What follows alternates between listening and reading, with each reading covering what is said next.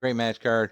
If you're here on Mixer, hit that follow button. If you're watching on YouTube, make sure you hit the subscribe and notification button so you know whenever I put up new content. And we're just going to get right into it. Not going to show you the match card. We're going to just start the show. Trust me, you're going to enjoy.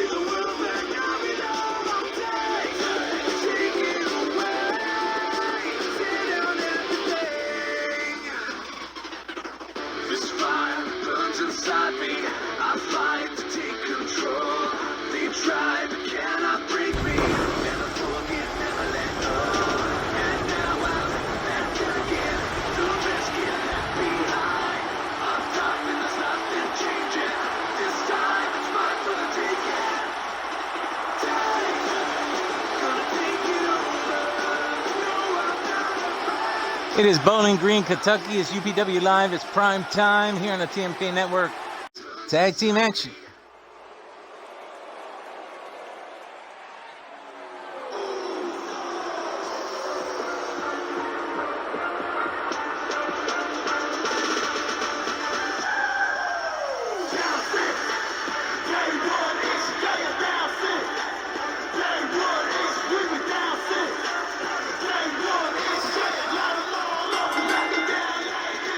This match is scheduled for one fall with a 20-minute time limit. Making their way to the ring at a combined weight of 520 pounds, Jamaican Joe, PT Bully, Shotgun Click.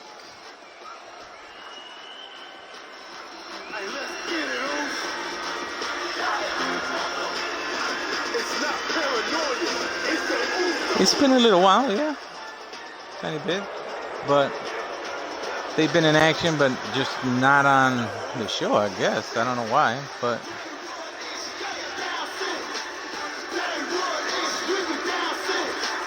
yeah.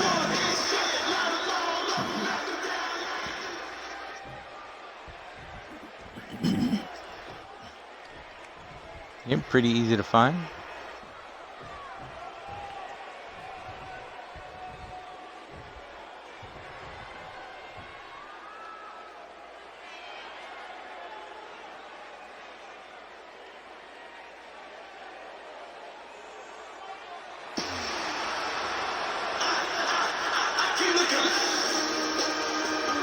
And their opponents, they are the current UPW Primetime Tag Team Champions, the Specialist, Joey Santos, the Prodigy, Tyson Wade, the Four Horsemen.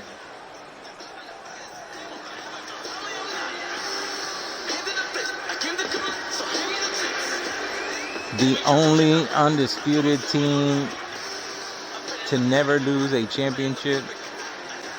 They have lost matches before as a tag team, but never lost the championship ever.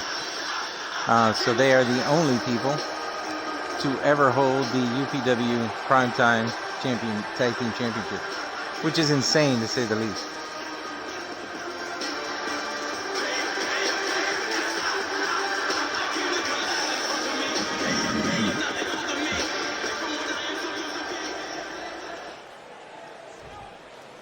Got a great match card on hand. I was watching, since this is wrestling related, I was watching NXT a little bit yesterday. More, I didn't really care about the main event, but I was watching NXT to watch Rhea Ripley and, not Rhea Ripley, but Toni Storm wrestle last night. And I love Toni Storm, don't get me wrong, but I mean, don't get me wrong, because I love Toni Storm and love, you know, that ass. She got a big one. But the problem was, she is slow. She is slow in wrestling. Like, she is not. I realized just how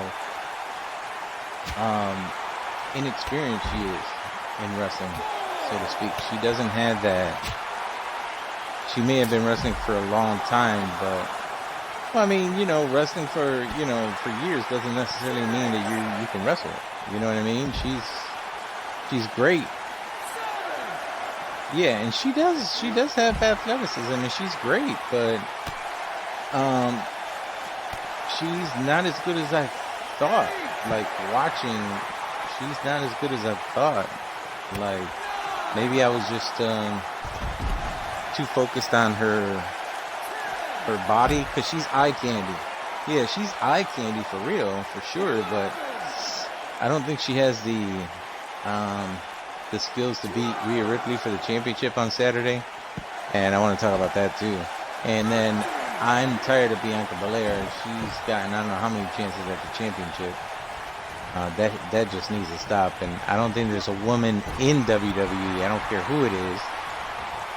It could be Charlotte Flair, it could be Becky, it could be Bayley, it could be anybody. I don't think there's a woman in WWE over Raw, SmackDown, or NXT that can beat Rhea Ripley. I don't think there's anybody in WWE who's better than Rhea Ripley right now.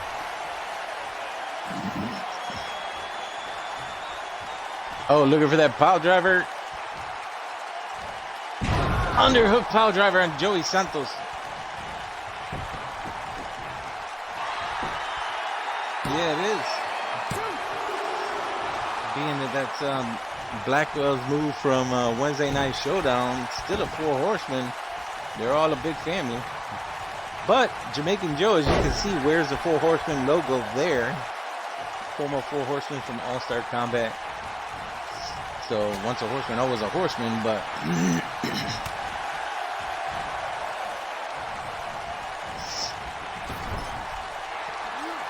oh, we got a tag.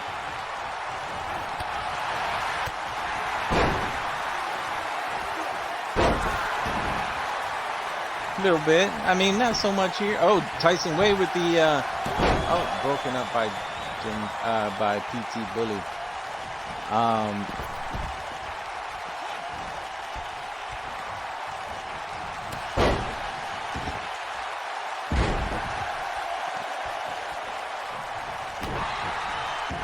Yeah, man.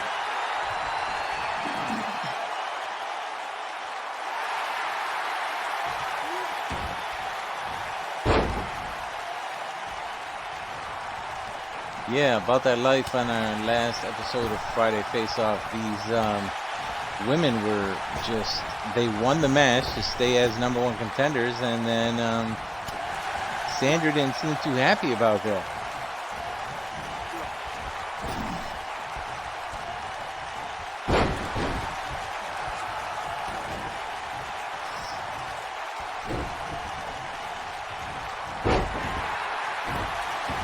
Whoa, was that a kick? That was a kick to the gut. I thought it was a kick somewhere else.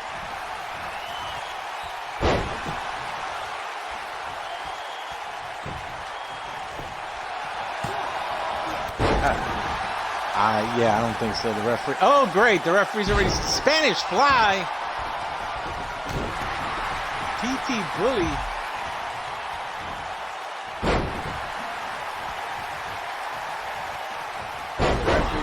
Napping on a job, as always.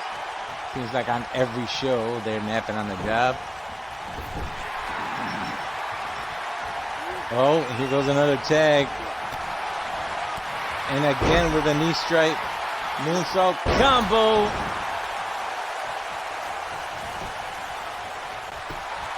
That might be it. And it is. The 4 horsemen come out on top.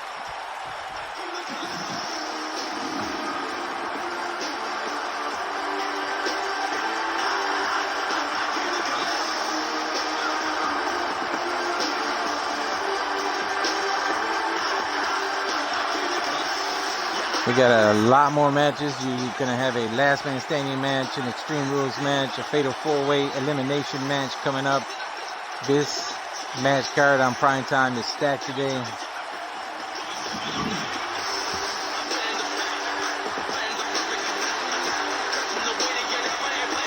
There was the Regal Cutter. What's up, Undisputed? And then there. I haven't named this yet. It's just a knee strike moonsault combo. Haven't given it a name yet. Don't know what to give it.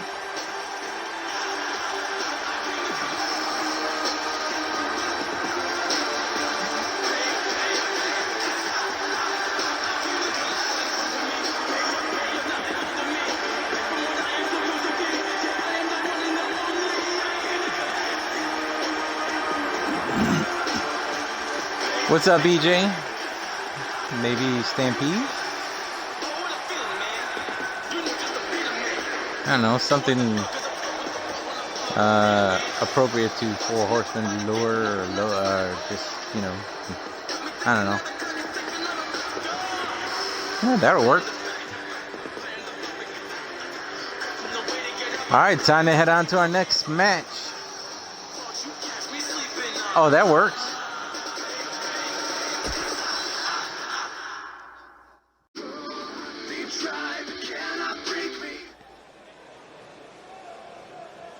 Sweet.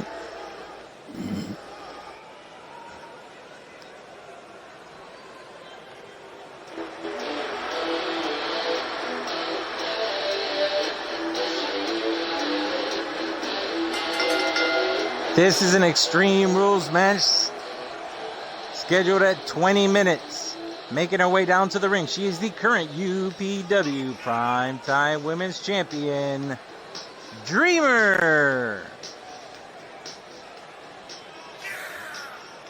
Dreamer cashed in that Money in the Bank briefcase on Rachel, and she's been unstoppable. She hasn't lost a match since. Just unstoppable. I mean, beating people in fatal four-ways, triple threats, rematches, stuff like that. She's just non-stop since she won that championship.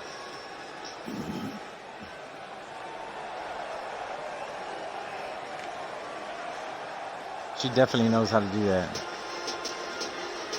And on her way to the ring from Buffalo, New York, she is the former 5-time UPW Primetime Women's Champion, The Dream. She is second to none.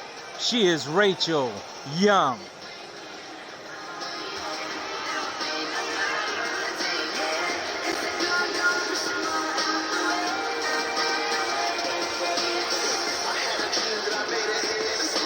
I think everybody hears that guy that always says, yeah, when somebody comes in. At least once or twice in a show, maybe. I don't know. On everybody's show. So. Alright. 20 minutes. It is an Extreme Rules match, so everything goes. And Dreamer starting off with a running bulldog on Rachel Young.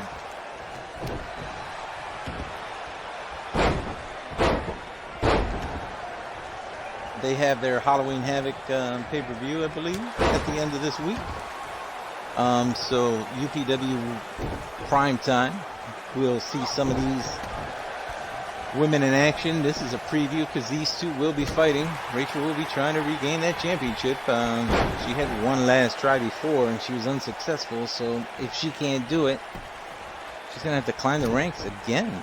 And it won't be the first time she's done it. She's been able to, you know, climb the ranks again. She's lost the belt, obviously 5 times. 5-time women's champion, so.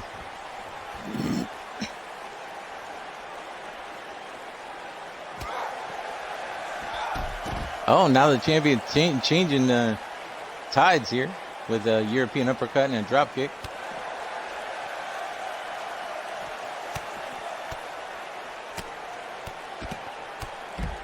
Oh, combination needed to face a drop Dreamer.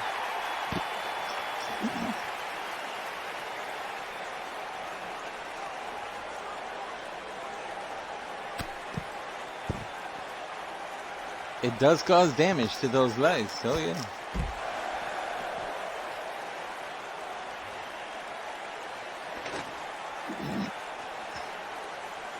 Corey Graves. Oh, kendo stick. Oh, drops it. And a reversal by Rachel. The Dreamer again in control. And she's picking it back up. And she using it. Oh, more than once. Oh my God. Usually they get rid of it after the first try, but 3 strikes with that kendo stick on Rachel Young. And a DDT. I don't know if it hit the kendo stick or not, but either way, outside.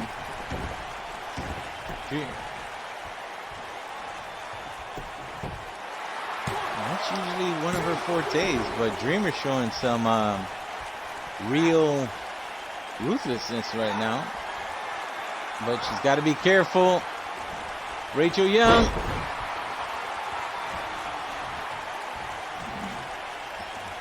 Oh yeah, most definitely.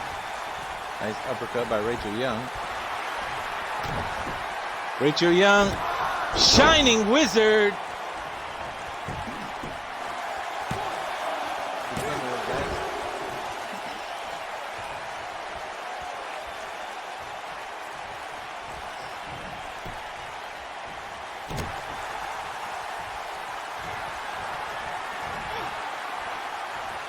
Oh, brainbuster.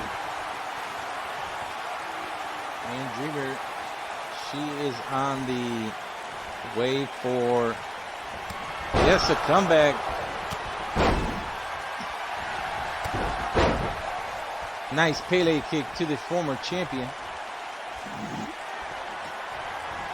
Dreamer with the Cobra clutch. And is Rachel gonna tap? I mean, I wouldn't be surprised. Dreamer's been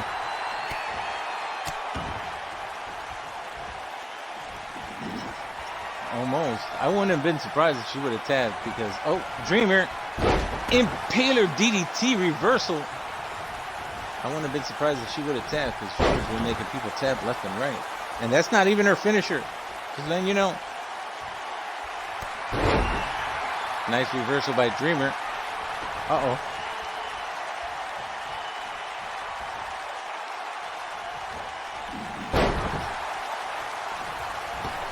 Oh, yeah.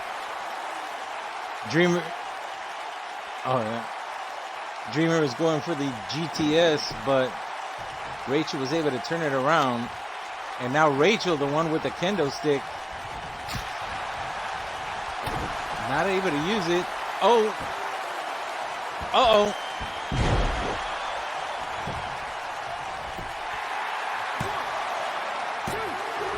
And still not enough to put away the former champion. 5 minutes have passed in this match.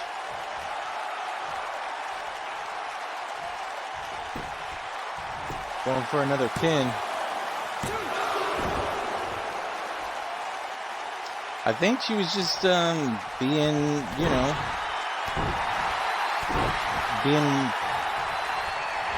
I don't know if you would say over arrogant. I don't even know if you would say arrogant, but she's definitely, I mean, if you cash in the Money in the Bank, put it this way, you cash in the Money in the Bank and then you've been unstoppable for, I don't know, 5 weeks, as much as it's not advisable, you're going to be a little cocky, a little arrogant.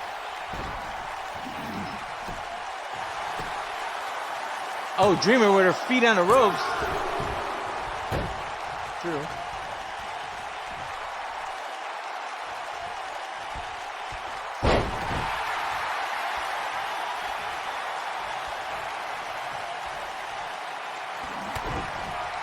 Rachel going for the Young Buster.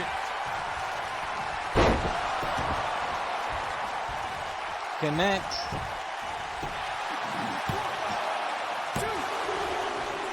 Oh, and the champion still able to kick out.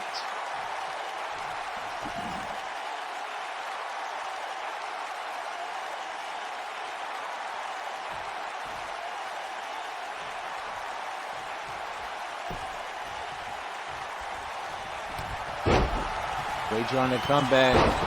You could never count the Dream out. She is, it's funny, it's the Dream versus Dreamer. You can never count the Dream out. She is been champion multiple times for a reason.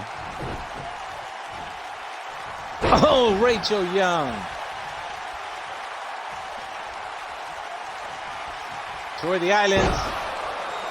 Into a pin. No, she didn't go for the pin. That might come back to bite her in the ass.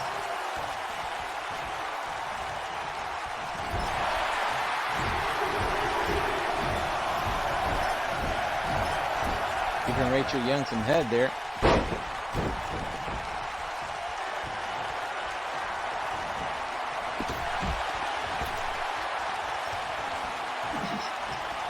But here in the 2020s, we still call it head banging, but it ain't the same as it used to mean.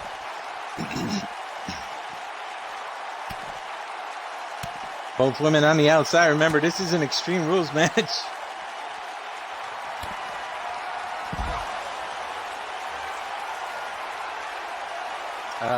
Yeah, I'm sure we do. I don't know what they do. I know what I refer to. Oh, Dreamer with the sleeper again, but you got to be inside. Into a Russian leg sweep. Now throws Rachel against the barrier.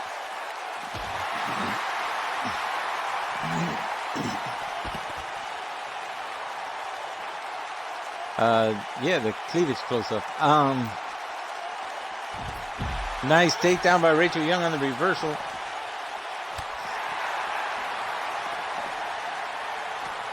Oh, Impaler DDT by Rachel Young. Dreamer might be in trouble.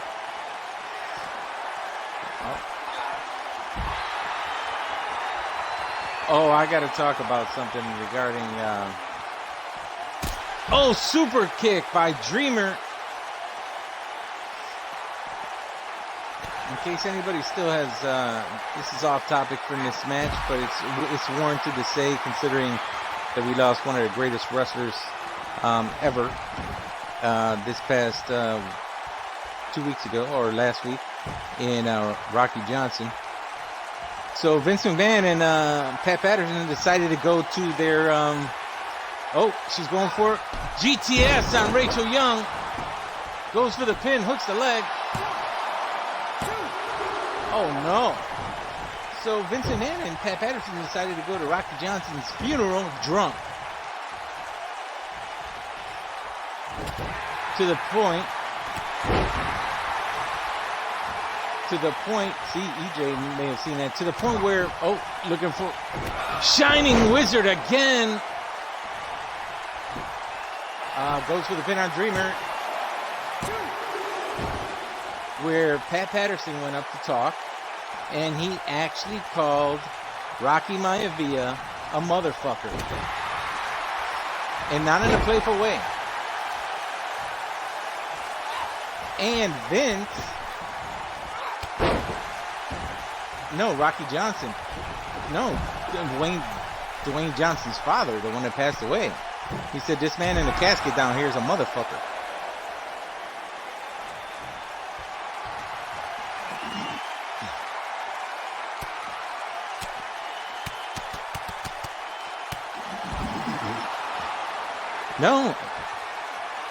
No, he said he didn't even say his name. He said this motherfucker in the casket's a motherfucker. This guy in the casket's a motherfucker.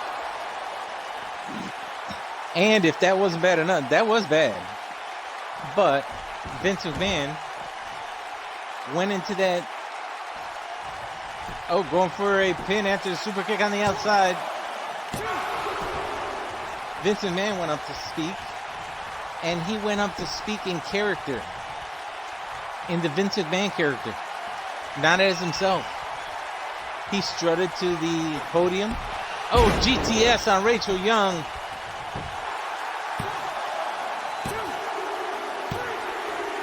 Dreamer takes the win. So Vince McMahon, we all know who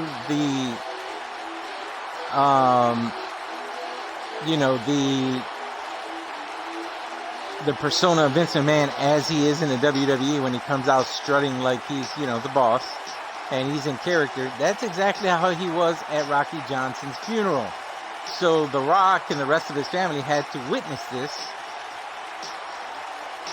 as it was happening, and people were outraged. Now, Rocky Johnson's family, or The Rock's family, said that they weren't bothered by it too much because they were too focused on, burying their father, husbands, whatever. But that's disrespectful in ways that I can't even imagine.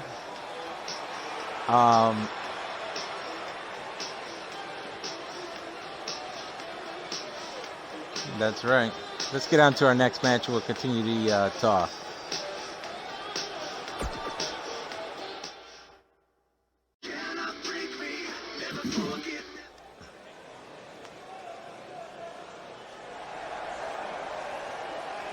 Yeah, Tony Atlas was one half of the first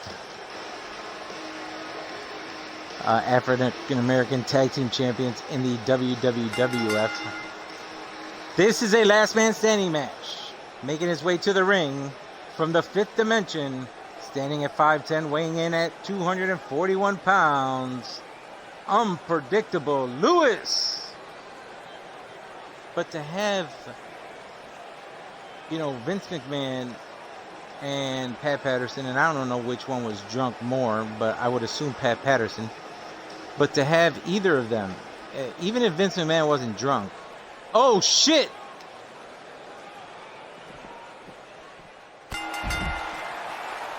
The bell has rung. You did hear that. The bell rang. Killer Kross attacking Unpredictable Lewis from the back with a drop kick. The bell did ring, so this should be a match.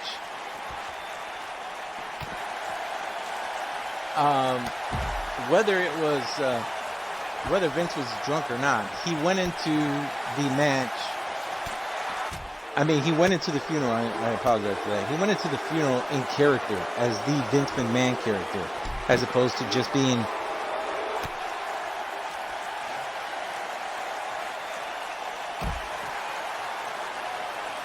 I hear you. But if anybody still had belief that, Vince McMahon is a great guy, which nobody does, just wrong.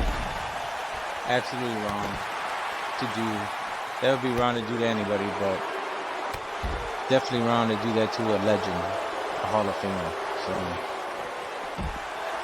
Spinebuster by Killer Kross. Unpredictable Lewis kicking Killer Kross off. Oh, I agree with you, EJ. It was.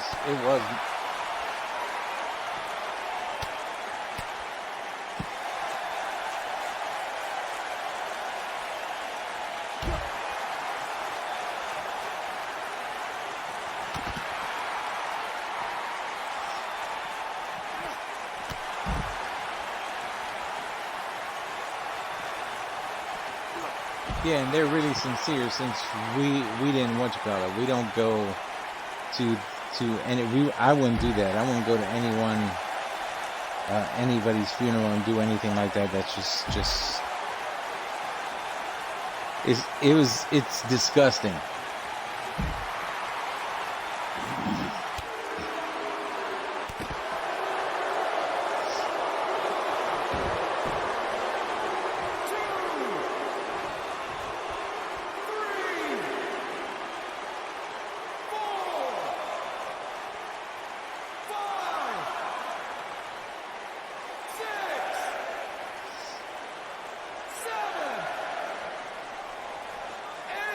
Referee counted 8, gets up.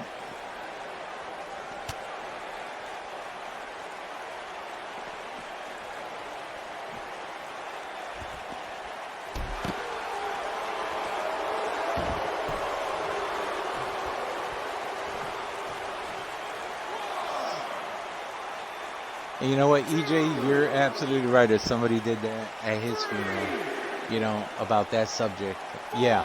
That would absolutely be true. He wouldn't want that to be done either. And neither would his family, but...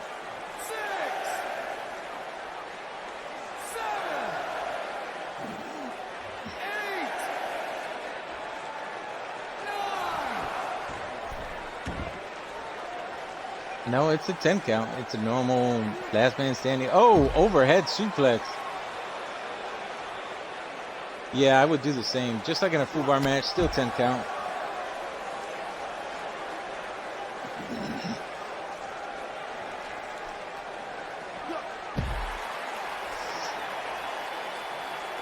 This is Killer Kross's second match in UPW. John Moxley will have his second match later. Many matches. Killer Kross is down. Referee is not counting. Oh, there he goes.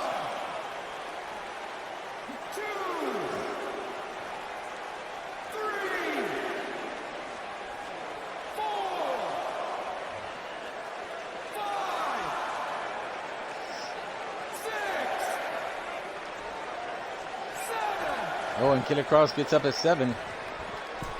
You know what, EJ? The fans, you know, for fans like us who are real fans, and I'm not saying that those people out there aren't real fans, but there's some fans out there that only care about WWE. They'll just blow it off. They won't look at it as, oh, he just disrespected a legend, you know, especially the younger generation. Some will that are the younger generation because they, you know, looked at stuff in the past, but oh, I have no doubt it'll piss off the roster because they're wrestlers. It'll piss them off, but as far as the fans go, I think they'll blow it off or they'll just forget about it within a day or two. It was just reported yesterday.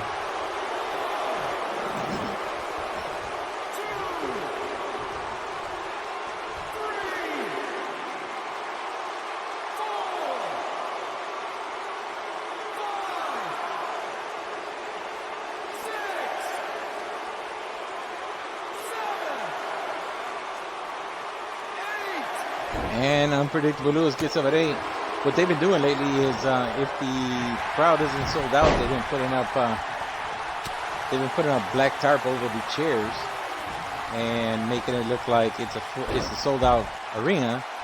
But the reason there's no chairs up there is the reason it is dark up there is because there's no chairs. When in actuality, it's black tarp that they have put over all these chairs, and they keep the camera angles at a certain point, but they haven't been selling out their arenas lately. SmackDown's been doing better with selling out, but you know, their arenas. But I mean, referee counted 8. Oh, referee is at 9. Oh, he gets up at the very last second. But SmackDown, you gotta. Oh, we got a bleeder. You can see that. And another overhead suplex, and you can see that SmackDown is run by more influenced by Fox than they are. Oh, was going for what looked like a. Oh, got him with a knee to the face. It looked like he was going to go for a knee to the face, like an uppercut, but was reversed by Unpredictable Lewis. Now, Lewis is on the ground outside.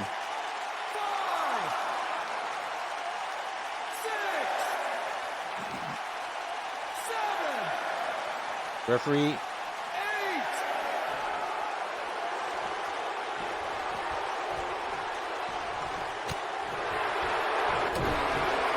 Oh, Killer Kross.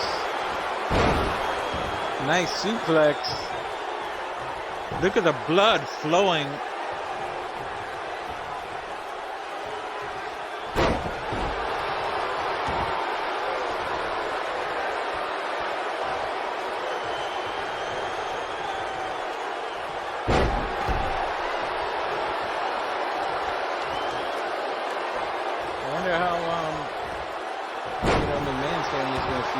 If they even care when he passes away, if somebody goes over there and shits all over him.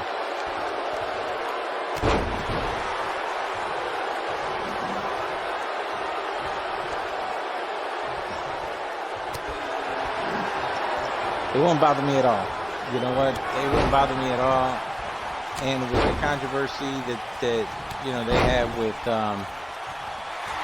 you know that they've had lately with WWE being racist.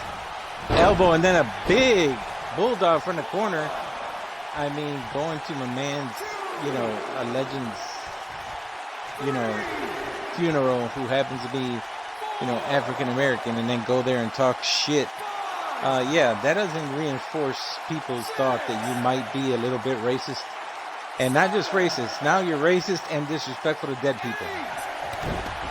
And disrespectful to one of the men, to one of the men who did, you know, something unprecedented, and then gave birth to one of the greatest wrestlers you've ever had in your company.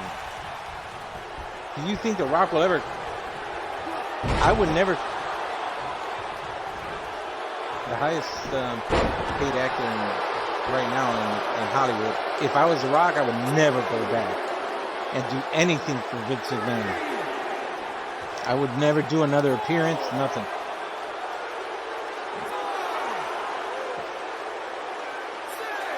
Oh, The Rock is, oh, referee's at 7.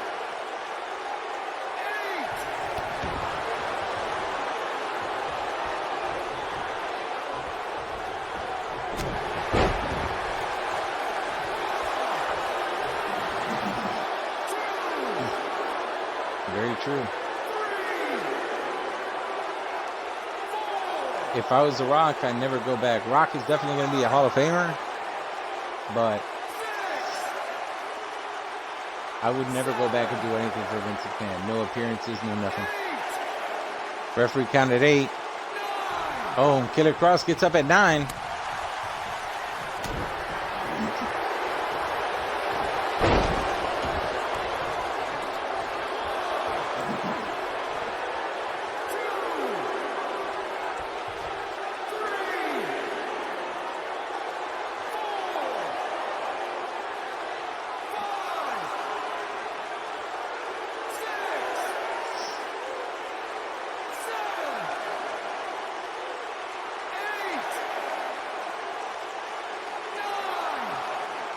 Right.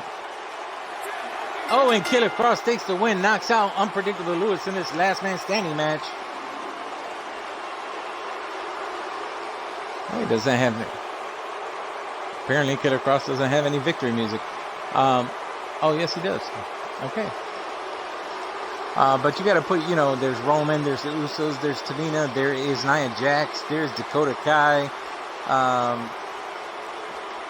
You know, they are Vanessa Bourne. She's part Samoan. You know, whether they're all related or not, everybody who's Samoan all feels connected in some way. And you got wrestlers there who are, you know, Samoan. And you just have wrestlers in general who respect the legends who paved the way for them before. And then you go and disrespect one of the greatest?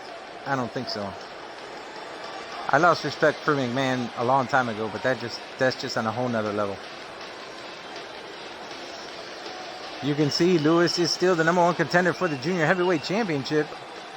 Killer Kross is #2, so I can understand why Killer Kross went after Unpredictable Lewis. He wants that championship, and he wants to jump right over and leapfrog right over the Unpredictable Lewis and go right after Walker for the championship. All right, it's time for a 4-way elimination women's match. Let's get to that right now.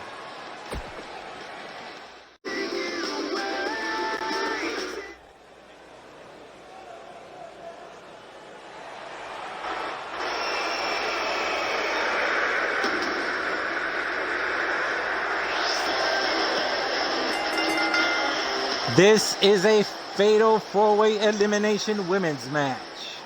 Making her way to the ring from Brooklyn, New York, America's sweetheart, BB. Oh, wow, Wes.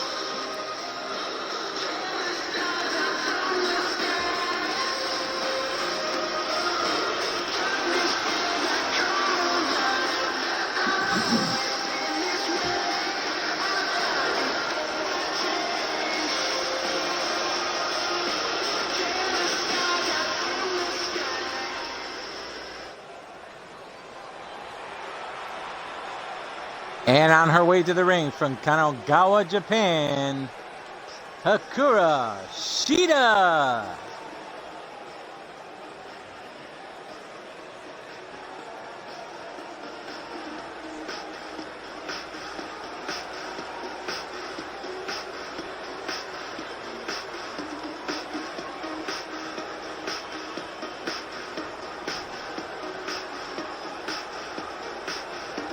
Yeah.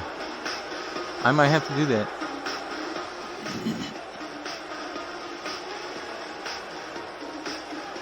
Actually, that's a good idea. I haven't thought about that.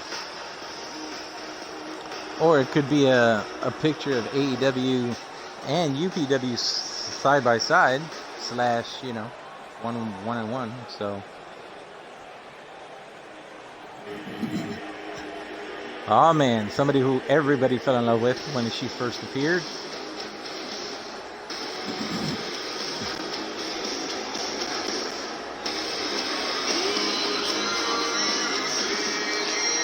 And making her way to the ring from San Diego, California, Hannah Storm.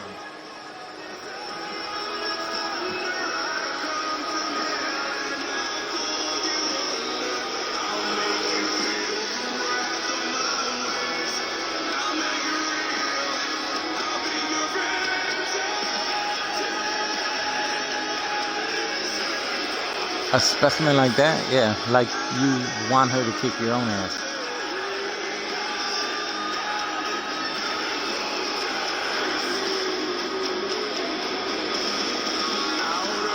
But like, this ain't 50 Shades of Grey, but can you make me 50 Shades of Crying so I can enjoy myself, please?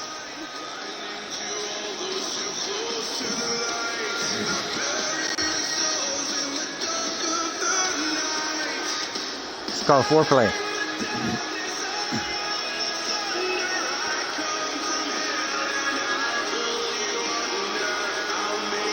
Yeah.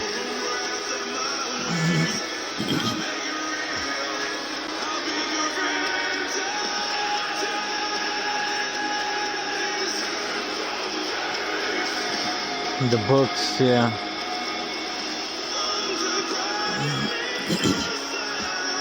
I didn't watch it, didn't read the books, didn't care. I just thought it was asinine, but that's just my opinion.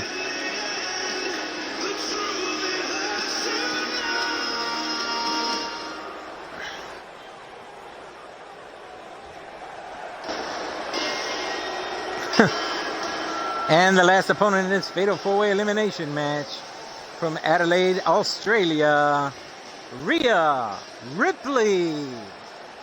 Rhea Ripley, currently the NXT Women's Champion. She will be defending her belt at Worlds Collide on Saturday.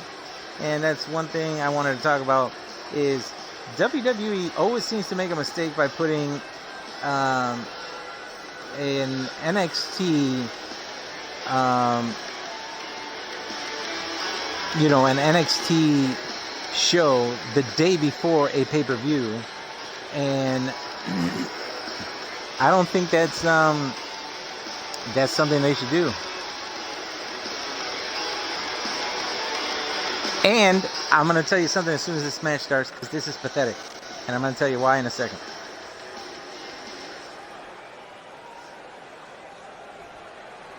Not this match is pathetic, but I'm going to tell you something that is.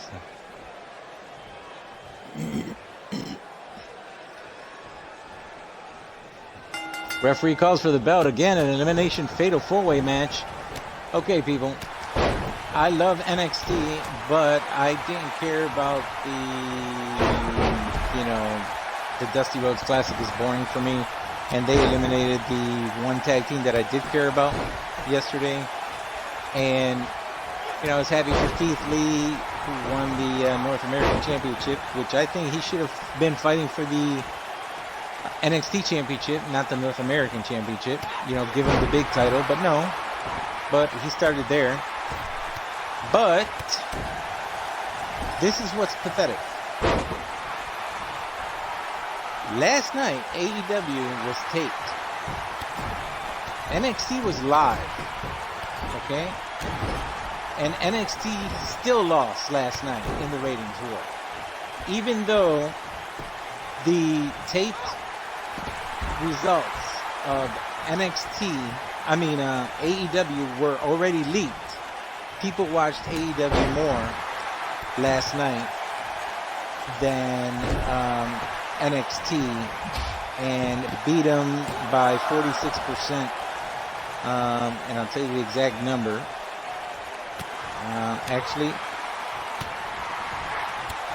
Now, although AEW was lower this week than last week, because again, it was taped, they still got almost 900,000 viewers, while NXT almost got 750,000 viewers. Now, when you can't beat a tape show, that's one of the reasons that WWE went live on Mondays, is because Eric Bischoff was giving away the results to Raw on Monday Nitro back in the Attitude Era. When you cannot beat a show, especially now with social media and the internet where you can find everything out, when you cannot beat a show that's live, that's taped, there's something wrong.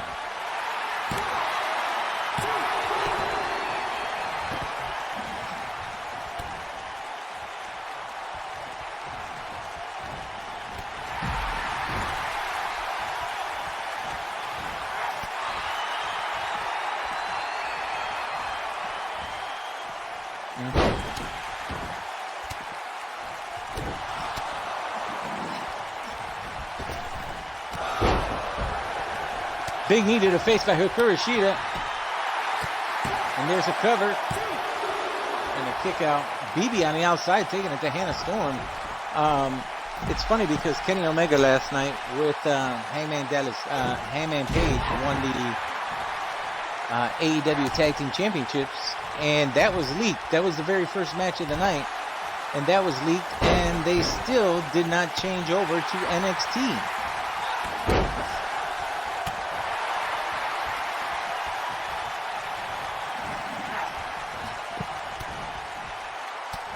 No, he was fired. He never even really started. He's not doing anything. Podcast. That's about it.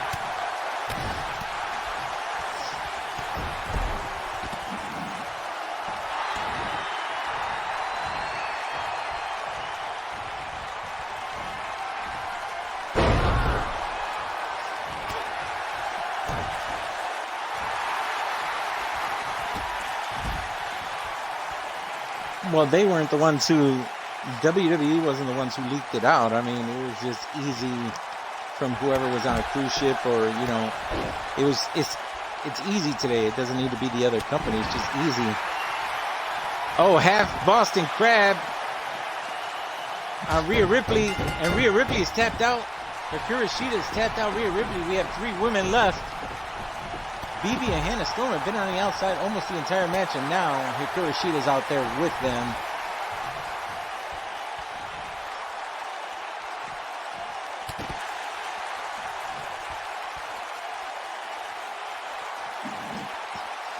Yeah, AEW, you know, WWE didn't have to. True.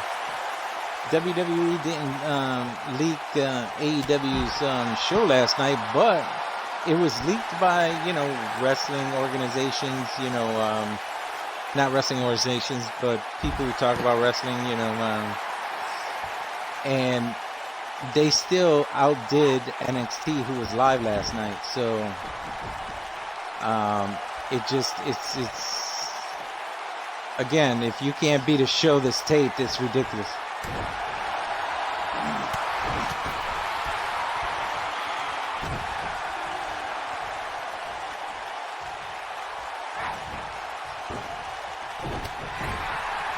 Oh, they don't even get a chance. It's usually Dave Meltzer from Wrestling Observer Radio.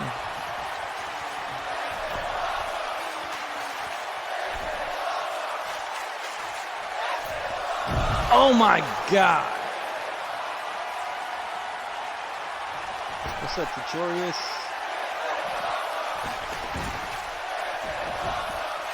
Hannah Storm and BB back inside. Hikaru Shida is just finally getting her wits together after being suplexed to the outside. BB.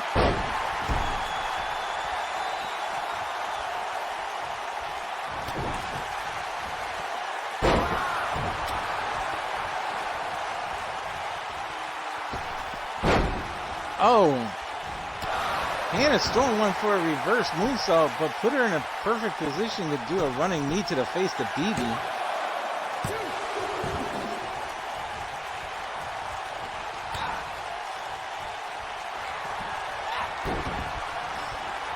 Going for another half Boston Crab, this time on... Oh, no. Why did she break it? Can't be because she was too close to the ropes. Oh, and kicks out again. And you know what? One of our viewers here, Halo, said that he thinks it was the Dusty Rhodes Classic with the Undisputed Era losing last night that, you know, did it for NXT to lose, you know, the ratings war for last night. And I agree, because I really don't care about the other teams. I don't care about, you know, I don't, especially Pete Dunne and Matt Riddle. I don't care about them at all as a team. I just see, you know, a boring finale. Oh my God, Hannah Storm on BB with a powerbomb on the apron and then swings her around and hits her on the LED screen. Hannah Storm definitely showing her power.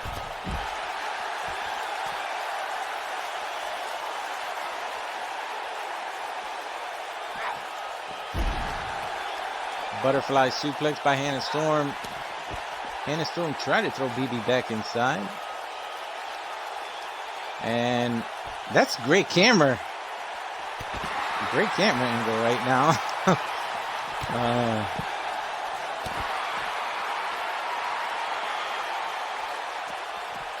Hikaru fighting back. Hannah Storm tossing Hikaru away. Misses with the drop kick. BB's back in the mix.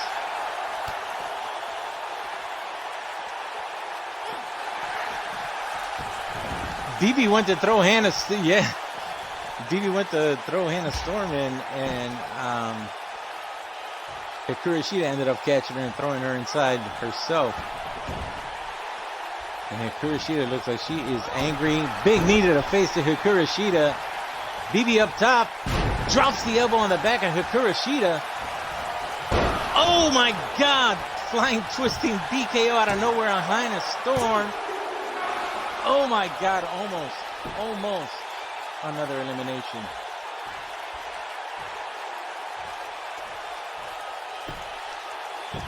Hikaru, you can see she is out of it. Oh, Hikaru going for another half Boston Crab. We might have another elimination here. And we do. BB's been eliminated. Now it's Hannah Storm. And Hikaru. One of these women could jump, just leapfrog into a number 2 or maybe, well, number 2 position, maybe. And if Rachel Young doesn't, successfully win that championship back on Saturday, one of them could be number 1. Go, we got to cover. And a kick out by Hikaru.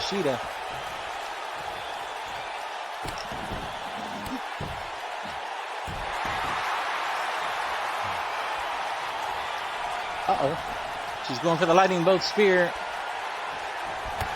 Oh, misses with the Hikaru putting the knee to the face, stopping the spear, jumping up with a Hurricane Rana. Another half Boston Crab. She eliminated all 3 women, and with the same move, Hikaru taking the win on that elimination match. And she could have just moved into the second spot in the women's division here on UPW Primetime. And again, could be the next in line after Rachel to get a title shot at the Primetime Championship. And she took a lot of punishment.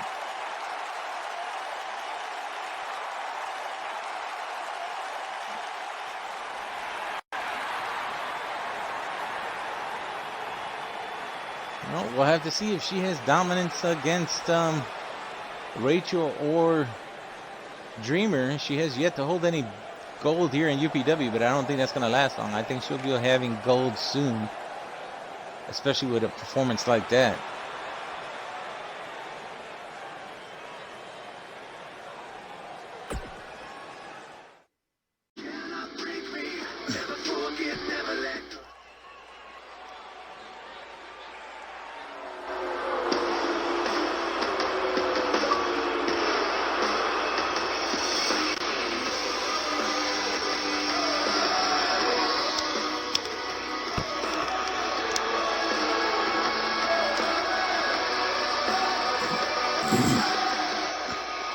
This is arrogance personified right here.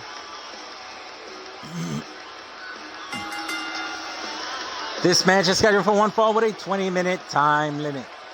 Making his way to the ring from Glasgow, England, standing at 5'11", 241 pounds, Ryan Kirk.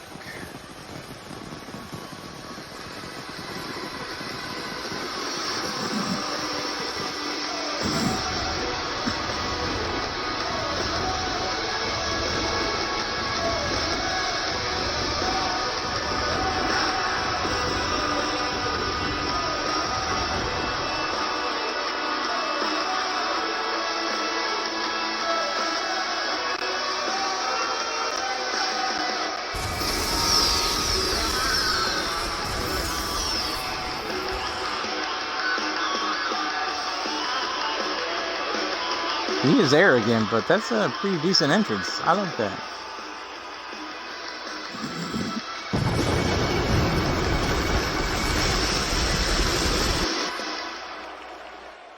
But his opponent's salty from last week, so let's see if he can survive this.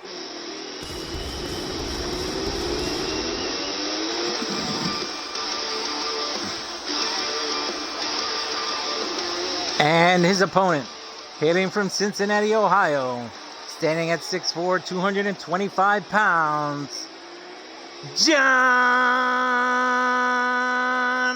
Moxley.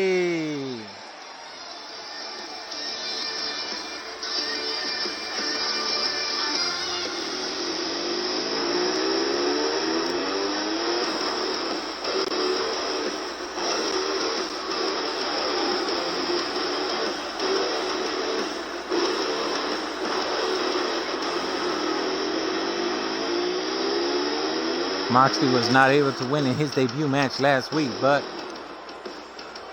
he looks like he's really not happy right now. And if he does win this week, that means his first victim is going to be Ryan Kirk. And if he is angry to that point, Ryan Kirk might be in trouble.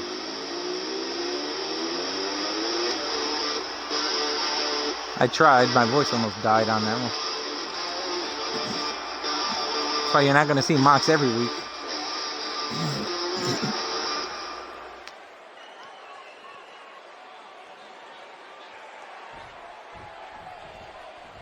And here we go. Referee calls for the bell.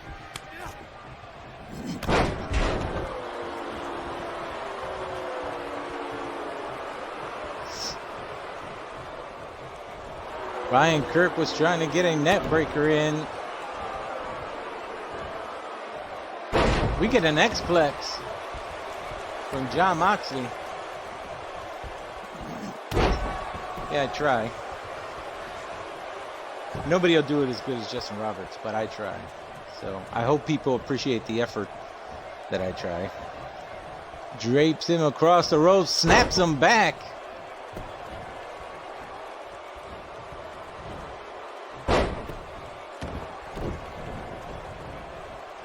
Jon Moxley, big headbutt to Ryan Kirk. Sling blade by Kirk on Moxley. Now working on the left arm.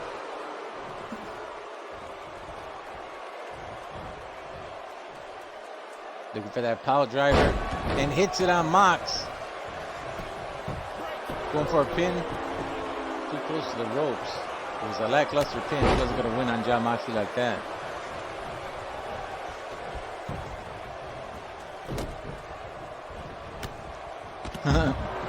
Uppercut and then thrown to the outside. Ryan Kirk in trouble. Jon Moxley on the top turnbuckle. Oh my God, and still hits the leg drop across the back of the neck of Ryan Kirk, even though he was standing up. What's up, Jimmy?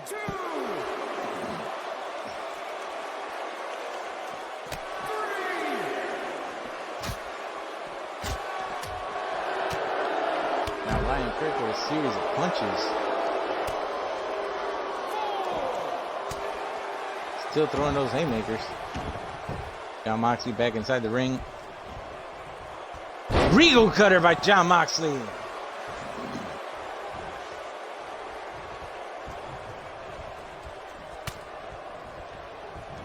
There's Moxley taking him, putting him against the ropes. And Jon Moxley, big clothesline. Goes for the pin.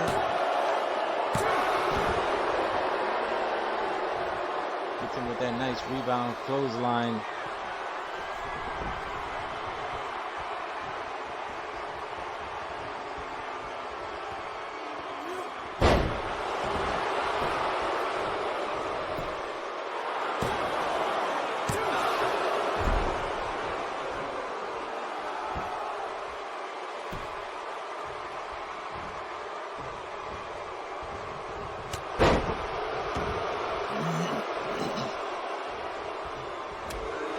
Ryan Kirk trying to get back in control of this match, but Moxley with a nice backbreaker and going to the top turnbuckle again. and calling Ryan Kirk up. I don't think this is not his. Oh, misses with the elbow. Flying forearm.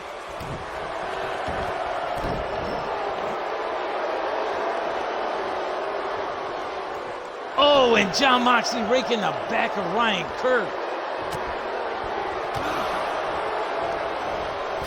Ryan Kirk.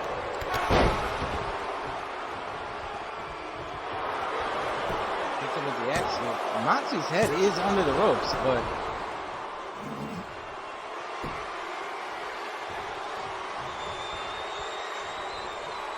Ryan Kirk looking for the Styles Clash.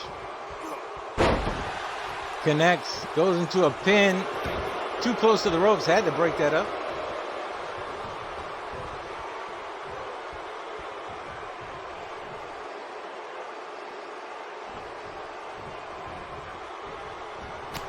Picks up Jon Moxley in hopes of a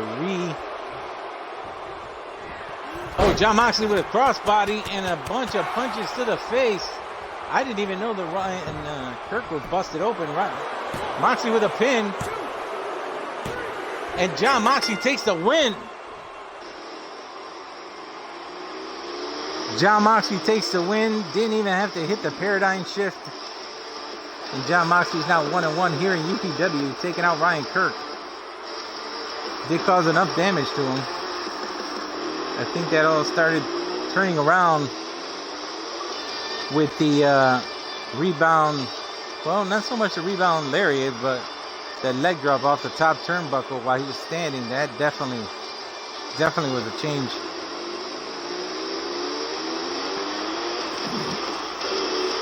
Oh, wait a minute. He did hit the paradigm shift. That's where he was busted open. I missed that completely.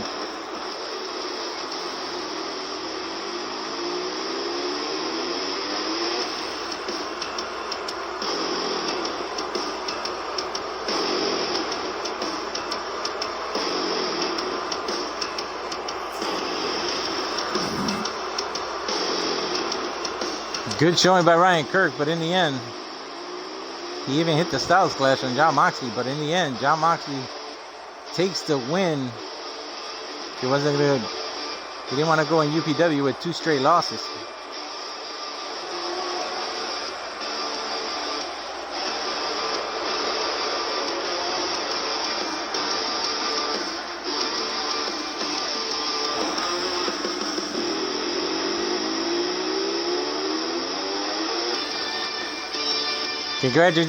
Congratulations to Jon Moxley on your first win here in UPW.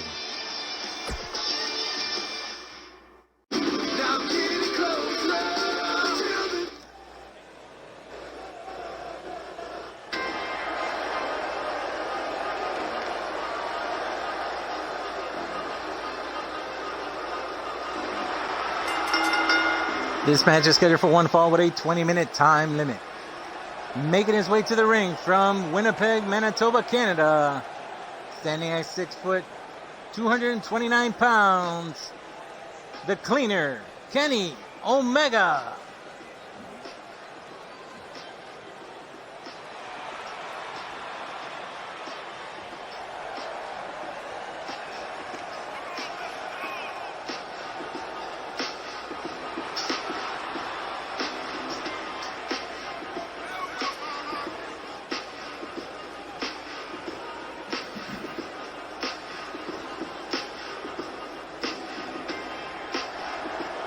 Kenny Omega, one of the 4 executive vice presidents of AEW.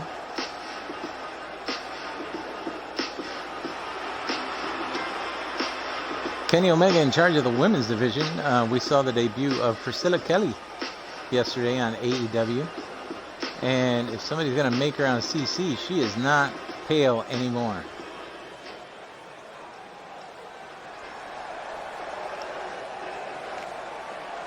Got red hair and a little bit of a tan, Priscilla Kelly has now. And his opponent from Newcastle, United Kingdom, standing at 5'8", 206 pounds, the Bastard, Pac.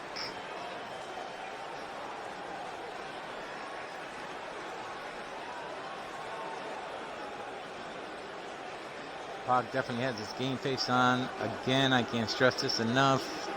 So underutilized in WWE.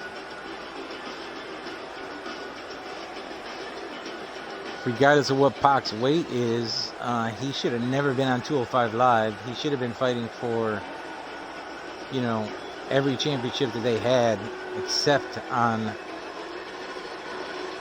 205 Live.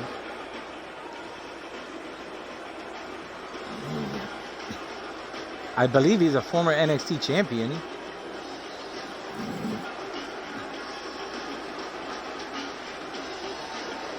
Underutilized in WWE, but completely utilized the correct way here in UPW and in AEW, by the way.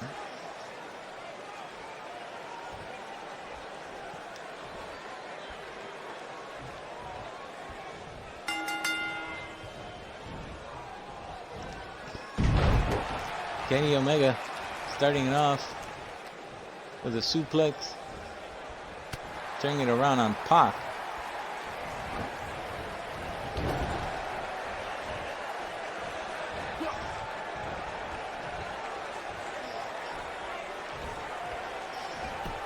Pac looked like he was going for a butterfly suplex. Kenny Omega able to reverse in a big knife edge chop.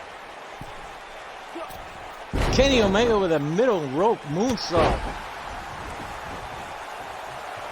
Now Kenny Omega going to the top turnbuckle. Kenny Omega with a nice reverse 450. But only a 1 count. Didn't hook the leg. Nice takedown, takeover. Or takeover, takedown by Pac.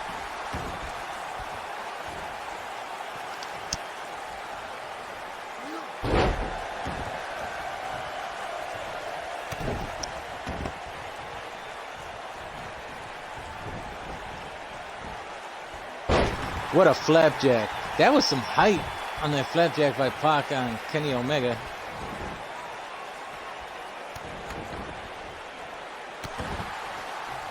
We had the UPW Primetime Heavyweight Champion in action next with a new UPW debut of a new star here.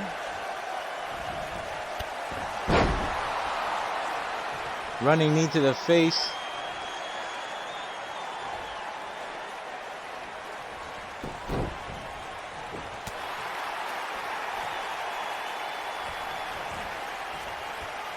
Kenny Omega in the corner.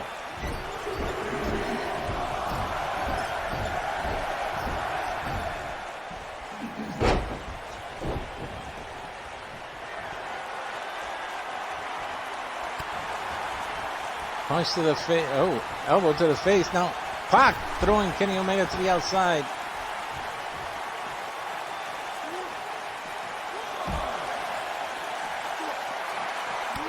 Both men very familiar with each other.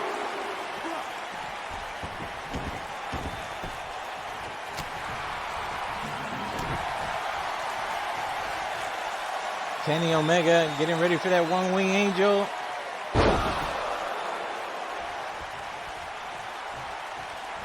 Rushes for the pin. And Pac able to kick out. And a near fall at 2.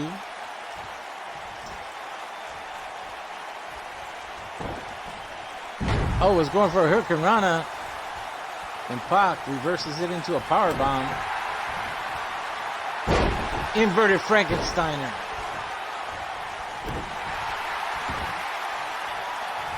Pac going up top, looking for the Black Arrow. No, goes for it. An elbow to the back, had to change his mind. Now looking for the Black Arrow.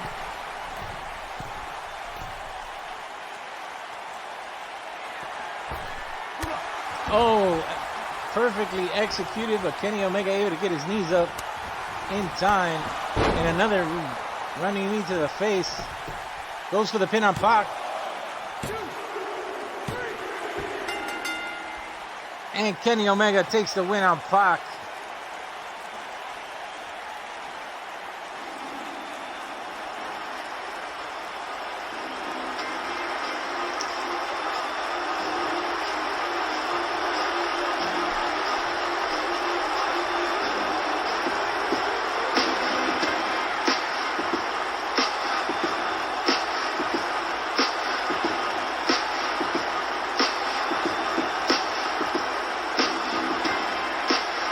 Devastating knees to the face. Hits him with the one-wing angel. The one-wing angel wasn't what took him out. It was that knee to the face. But Kenny Omega, I thought he was done after that inverted Frankenstein. But a mistake by Pac. And Kenny Omega comes out on top with a win. After that right there, that big knee to the face again, and Pac was not able to get up.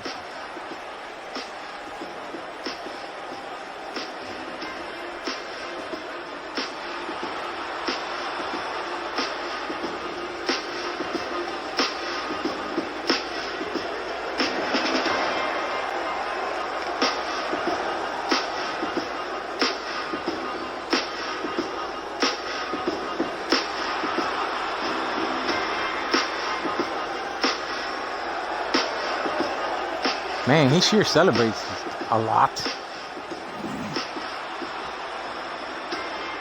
All right, it's time for our main event.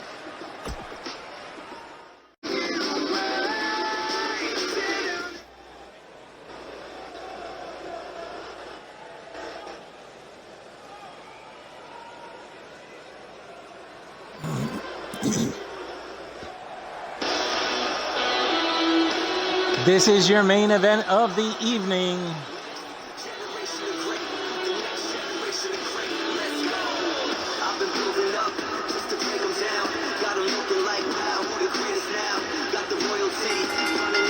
This match is scheduled for one fall with a 20-minute time limit. Making his way to the ring, he is your current UPW Primetime Heavyweight Champion, standing at 7 foot tall, 450 pounds, from Buffalo, New York, the Goliath, Jeremiah Young.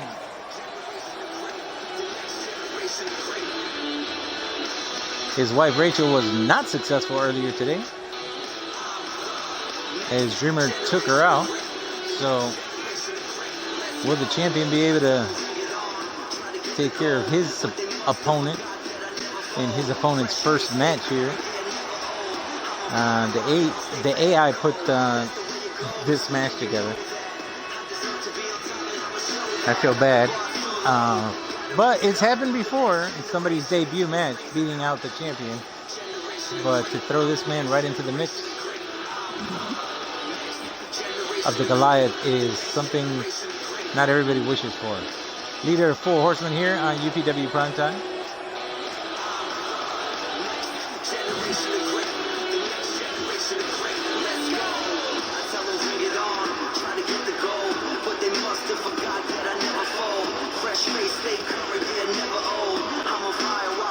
He is a man to see. Big specimen.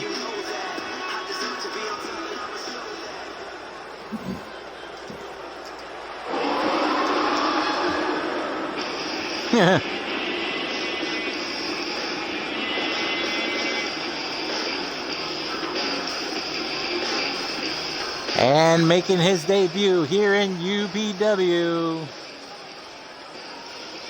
from Leominster, Massachusetts, standing at 6'7", 270 pounds, Dominic Dijakovic.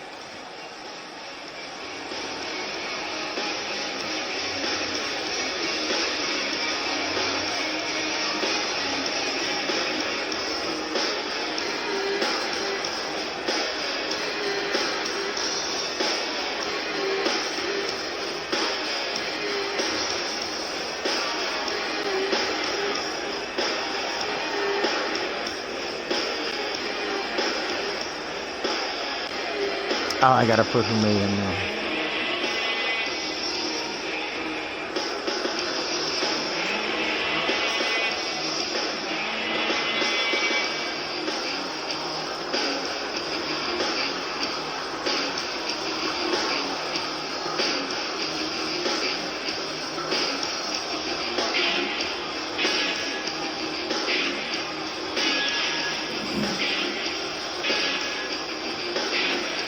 Dominic Dijakovic, the man at his size, the way he flies around the ring is absolutely insane.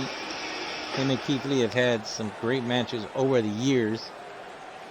People think that they've only fought in UPW, I mean AEW, but they have not. They've been fighting for years. Right away, a spear by the Goliath on Dominik Dijakovic. This might be a quick match on his debut. Maybe.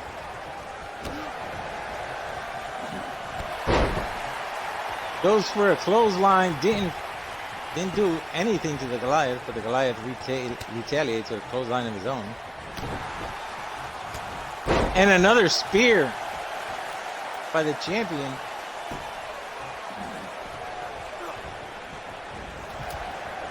Dijakovic able to block it. Oh, what a clothesline.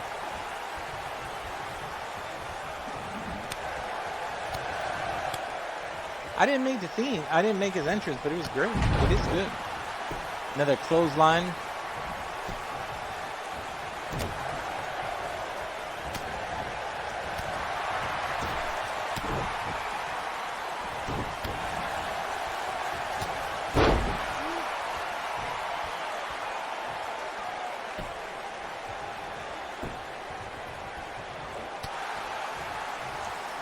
I have no idea. I have to check.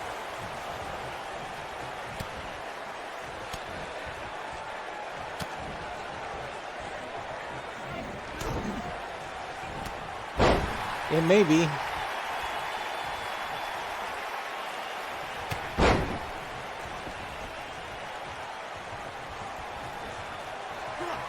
Dijakovic able to stop.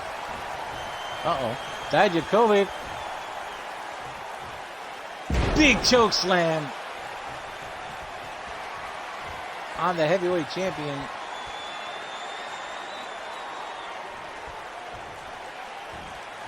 Now Dijakovic with the Argentinian backbreaker.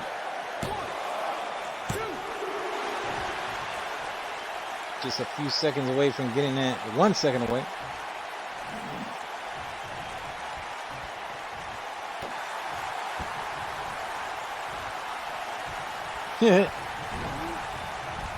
Toss him into the corner, flying forearm. Dijakovic was in control just now, but another spear. Why is he spamming that spear? I have no idea. Dijakovic able to kick the champion away. Oh, thank you, Tony. Dijakovic tosses the champion into the corner again. On the comeback with a clothesline and another. And a side slam.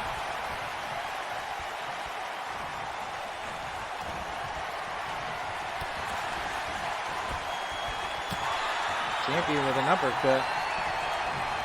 Now tosses Dijakovic into the corner.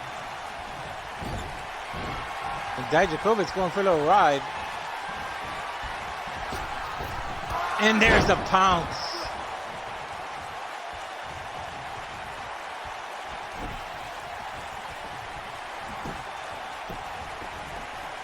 There's a cover by the champion. Hook of the leg. And Dijakovic able to kick out. I haven't either, Halo. I've never seen anybody either.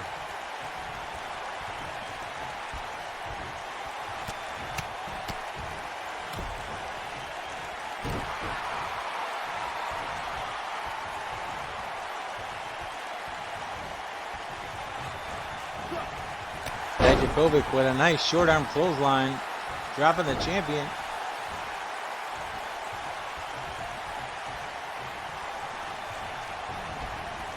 Tosses the champion to the outside.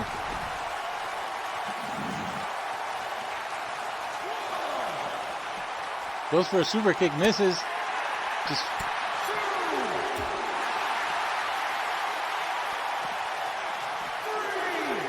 not bad. Spinning pile driver by the champion on Dijakovic.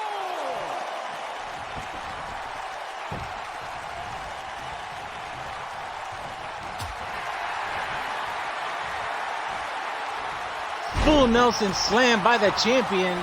Goes for the pin on Dijakovic.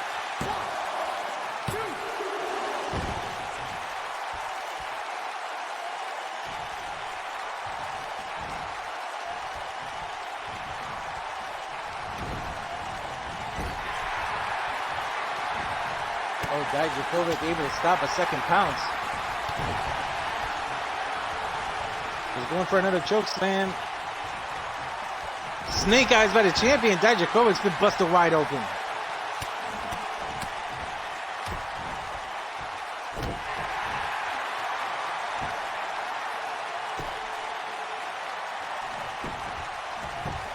And the champion goes for a pin on Dijakovic.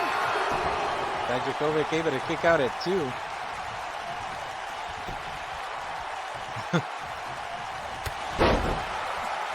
And Jeremiah Young on the comeback. Big back body drop. And a spine buster.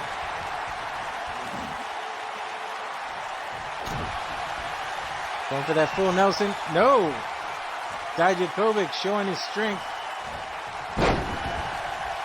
And tosses over the champion, taking him down.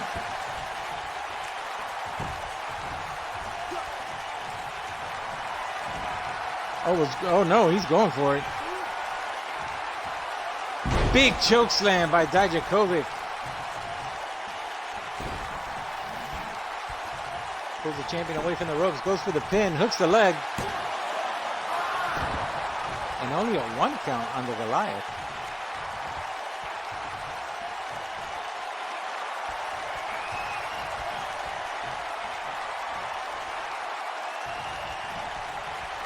Again with the submission hold, the Argent, no.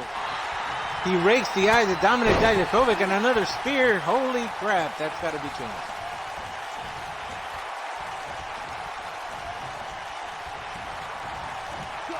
Another toss into the corner. And another pounce on the way. Dijakovic just blasted with that pounce.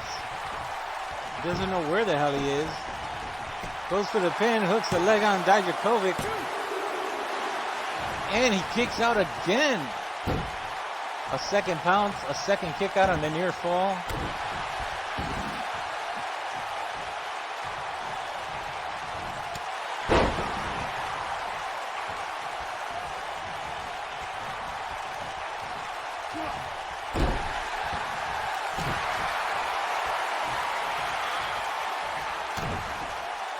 Dijakovic. That might not be a good idea. Don't piss him off. Looking for another choke slam. Choke slam, backbreaker on the Goliath.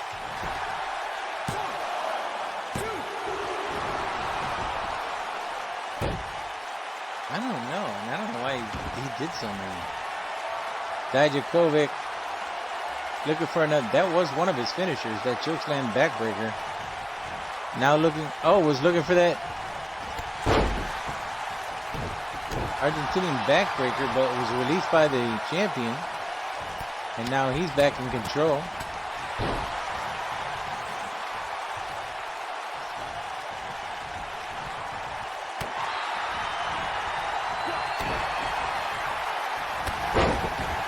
Dijakovic. I was gonna say he just took control of this match, but then of course, as soon as I say that, or even think it,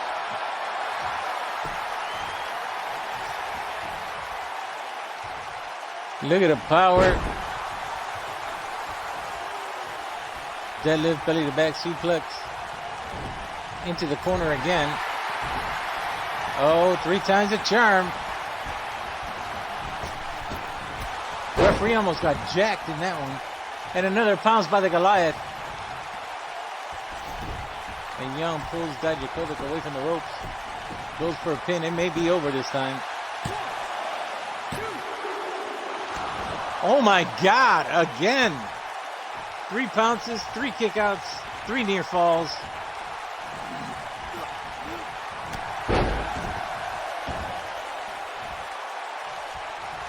Yeah, that would be fun. Back kick by Dijakovic.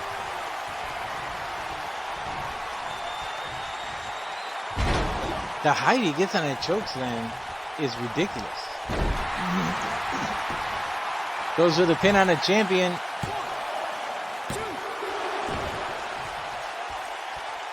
And the Goliath kicks out at 2.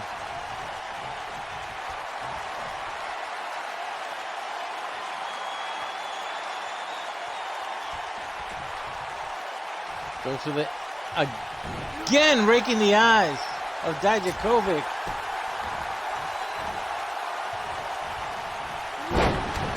And hits the,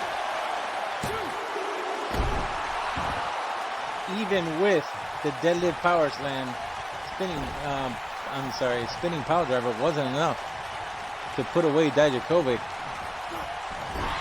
But he's trying one more time for another pound to see if this will put him away. That's the 4th one in a row. Can Dijakovic kick out one more time? Yeah, I know.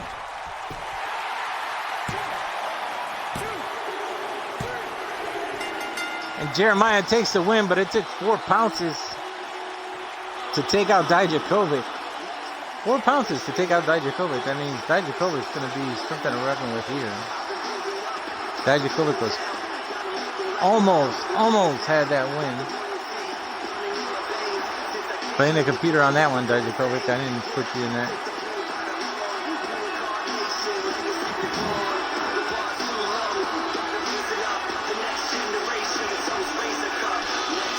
It was a great match.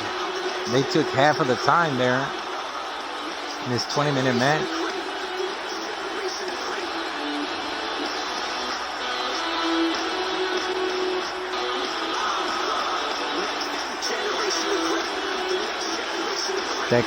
That chokeslam backbreaker is devastating, but not enough to handle the champion, not enough to counter the pounce.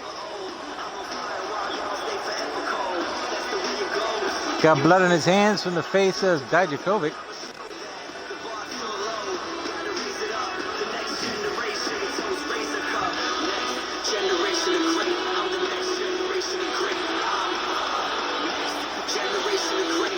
Congratulations to the heavyweight champion, Jeremiah Young, the Goliath, beating Dijakovic in his debut match. This has been UPW Primetime. I will see you on Wednesday Night Showdown.